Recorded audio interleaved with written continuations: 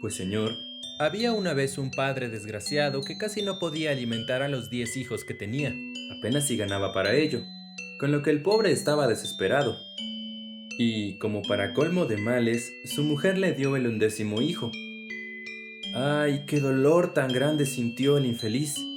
Generalmente, el nacimiento de un nuevo ser suele ser causa de alegría, satisfacción, vanidad, pero el que el buen hombre recibía como 11.º de sus hijos le llenó de desolación. ¿Cómo iba a alimentarle si no sabía qué hacer para llenar los estómagos de los otros 10? Lo peor fue que el recién nacido era muy gordinflón y se chupaba con tanto afán sus deditos que a leguas se veía que iba a ser comilón, lo peor que le podía suceder al atribulado padre. ¿Y qué voy a hacer yo?, se decía el pobrecillo. ¿Con qué le mantengo? La dificultad casi insuperable de su problema le hizo aguzar tanto el ingenio que, a la postre, tuvo una idea soberbia. Ya sé, se dijo, le buscaré unos buenos padrinos. Eso es, y ellos se encargarán de mantenerlo y de cuidarlo. Y de acuerdo con esta idea, salió de su humilde casa, en busca de un padrino para aquel hijo. A poco de salir, se encontró con Jesucristo que paseaba. El campesino, que eso era el pobre padre, pensó un momento si le convenía que el Señor apadrinara a su hijo. No, determinó al cabo, no me conviene. No es de mi agrado su forma de repartir en este mundo los bienes y miserias. Eso de que a unos les dé todo y a otros nada es poco justo, y a lo mejor no se comporta debidamente con mi hijo. Decididamente no me interesa. Mientras así pensaba, Jesús leía en su corazón, pues Dios tiene el poder de introducirse hasta lo más íntimo del pensamiento humano. Pero no se enfadó, sino que le perdonó las blasfemias que decía. Lo disculpaba en atención a la miseria en que vivía, pues no ignoraba que la pobreza da lugar al pesimismo y que éste hace olvidar, pensando en este mundo, la felicidad que aguarda en el otro.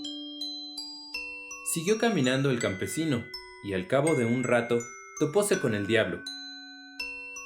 «Hola», le saludó Satanás. «Sé lo que buscas. Alguien que apadrine ese hijo que te acaba de nacer». «Es verdad. ¿No te sirvo para el caso? Me portaré bien con tu hijo. Le daré todo el dinero que quiera, y conmigo conocerá y gustará todos los placeres que se pueden hallar en la vida». El buen hombre le rechazó de plano. «Oh, no», dijo. «No quiero que tenga nada que ver contigo. Es posible que le dieras cuanto dices y aún más, pero, a cambio de esto, le ocasionarías la pérdida eterna de su alma». Y dejándole plantado, siguió buscando al suspirado padrino. Anduvo esta vez un poco más, y al final tropezóse con la muerte. «Hola, campesino», le saludó la descarnada. «¿A dónde vas?» «En busca de un padrino para mi hijo». «Ah, ¿sí? ¿Y no podría ser yo la madrina que te hace falta?»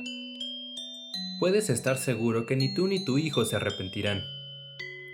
Esta vez el padre no lo pensó ni un segundo. Respondió: «Te acepto. Creo que tú eres lo más justo que conozco. No distingues pobres ni ricos. A todos tratas igual. Y te advierto que haces bien en aceptar, ya que cuando están bajo mi protección se vuelven ricos y célebres», aseguró la muerte. «Pues no hablemos más. ¿Te parece bien que el domingo sea bautizado el niño?»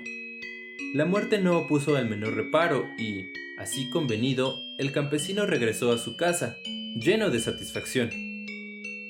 Y, en efecto, el domingo tuvo lugar el bautizo, y la muerte fue madrina según lo había prometido. Pasaron los años. Cierto día, volvió la muerte a casa del labrador y quiso ver a su ahijado. Le acarició con todo el cariño que le fue posible y, luego, se lo llevó consigo al campo. Cuando pasaban junto a un bosque, le mostró una planta al muchacho. «¿Ves esa planta?», dijo. «Tómala, es mi regalo. Serás médico, y con el arbusto ese curarás toda clase de dolencias, por raras e incurables que parezcan. Yo te aseguro que la fama de tu nombre llegará al último rincón del mundo, y que ganarás tanto dinero que no vas a saber qué hacer con él». pero te impongo una condición. Si cuando visites un enfermo me ves al pie de su cama, guárdate mucho de aplicarle el remedio. ¿Has entendido? Si me ves a los pies de un enfermo que visites, invisible para todos menos para ti, no le cures, sea quien sea. Aquel enfermo me pertenecerá y estaré allí para llevármelo enseguida. Guárdate sobre todo de desobedecerme. Te costaría caro. El muchacho prometió hacerlo todo conforme su madrina deseaba, y la muerte se separó de él. Pronto el jovencito se convirtió en hombre, y como tenía muy en cuenta lo que le dijera su madrina, se dedicó a ejercer de médico. Y si bien al principio tuvo poca clientela y los médicos viejos se burlaban de él, bien pronto comenzó a cobrar fama, y en pocos meses llegó a ser conocido en todas partes, hasta el extremo de que desde los rincones más apartados acudían enfermos para que les devolviera la salud. Y aunque estuvieran moribundos, los curaba. Le bastaba no ver a su madrina, la muerte, a los pies de la cama para hacerlo. Todo el mundo se hacía lenguas de él. «Es maravilloso», decían algunos. «Hace más que curar, realiza milagros», agregaban otros. Como que le basta mirar unos momentos al enfermo para decir si podrá o no curarle, y jamás se ha equivocado, terminaban. Y el ahijado de la muerte ganaba cuanto dinero quería. Su padre y sus 10 hermanos se enriquecieron gracias a él, y aún los parientes más lejanos también se vieron favorecidos por su esplendidez. Cuando ya no tuvo a quien enriquecer, se compró un palacio soberbio y tomó un verdadero ejército de criados.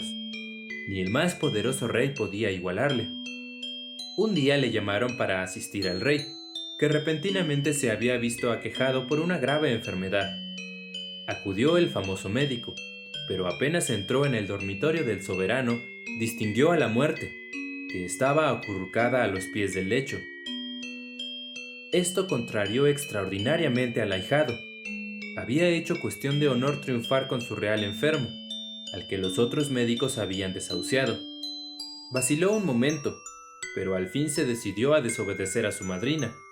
Pensó que ésta seguramente se enfadaría, pero concluiría por perdonarle. Y en efecto, hizo que el rey tragara jugo de su misteriosa planta, con lo cual quedó curado inmediatamente. Esto llevó a la cúspide la fama del ahijado de la muerte.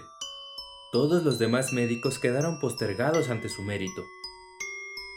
Pero al llegar a su casa, se encontró con la muerte, que le aguardaba. Esta vez no se mostró amable con él como solía. Al contrario, le miró de tal modo que le hizo estremecer. «Has osado desobedecerme», dijo. «Voy a perdonarte por esta vez, porque eres mi ahijado. Pero no olvides que nadie te librará de mi castigo si lo vuelves a hacer». El ahijado, un tanto asustado, prometió que no se repetiría el caso, y la muerte se marchó. Pero, pasado algún tiempo, cayó enferma la princesa heredera, hija única del rey. Naturalmente, el monarca mandó a llamar enseguida al famoso médico, y antes de que entrara en la estancia de la enferma, le prometió que si la curaba le casaría con ella, y con el tiempo sería rey del país. Imagínense con qué emoción penetró el médico en la estancia de la princesa. Pero, ¡oh!, al pie de la cama de la enferma se hallaba la muerte. Y lo que era peor, le miraba severamente, amenazadora, para que no olvidase lo que habían convenido. Lo malo fue que la tentación resultaba demasiado fuerte. Se trataba de una princesa hermosa, que podía convertirse en su mujer y que, además, le llevaba como dote un hermoso reino. El ahijado de la muerte no vaciló. Hizo con la hija lo que había hecho con el padre, darle el jugo de la planta misteriosa, y, al punto, la princesa saltó del lecho, completamente curada. El júbilo del rey y los cortesanos no es para ser descrito, y la satisfacción del médico también fue grande, sobre todo cuando el monarca confirmó lo dicho anteriormente, y anunció la boda de la princesa con su salvador para 2 días más tarde. Pero al regresar el médico a sus habitaciones, hallóse en ellas con su madrina, y la muerte mostraba un aspecto tan terrible que su ahijado se quedó helado de espanto. Antes de que su ahijado se repusiera de su terror, La muerte le tomó de un brazo con su helada garra y se lo llevó consigo. Fueron a parar a una enorme cueva, en cuyo suelo y por todas partes ardían millones y millones de cirios. Los había de todos los tamaños, grandes, medianos, pequeños. El médico observó que a cada parpadeo suyo se apagaban centenares de aquellos cirios, pero que también hacían del suelo otros que se encendían por sí solos. Aquel continuo encender y apagarse semejaba a un lago de fuego.